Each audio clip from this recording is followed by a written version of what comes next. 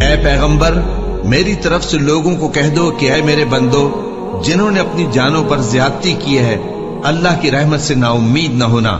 اللہ تو سب گناہوں کو بخش دیتا ہے، بے شک وہی تو ہے بڑا بخشنے والا، بڑا مہربان۔ اور اس سے پہلے کہ تم پر عذاب آ واقع ہو، اپنے پروردگار کی طرف رجوع کرو اور اس کے فرما بردار ہو جاؤ، ورنہ بعد میں تم کو مدد نہیں ملے گی۔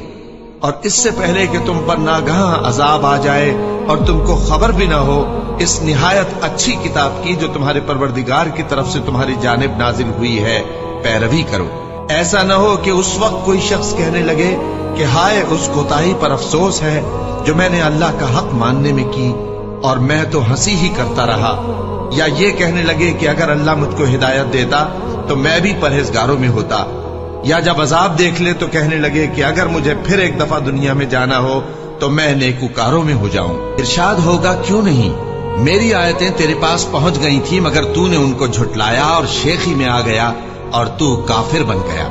اور اے مخاطب، جن لوگوں نے اللہ پر جھوٹ بولا، تم قیامت کے دن دیکھو گے کہ ان کے چہرے سیاہ ہو رہے ہوں گے۔ کیا تکبر کرنے والوں کا ٹھکانہ دوزخ میں نہیں ہے؟ اور جو پرہیزگار ہیں ان کی کامیابی کے سبب اللہ ان کو نجات دے گا، نہ تو ان کو کوئی تکلیف پہنچے گی اور نہ وہ غمناک ہوں گے۔ اللہ ہی ہر چیز کا پیدا کرنے والا ہے اور وہی ہر چیز کا نگراں ہے۔ اسی کے پاس آسمانوں اور زمین کی کنجیاں ہیں، اور جنہوں نے اللہ کی آیتوں سے کفر کیا وہی نقصان اٹھانے والے ہیں۔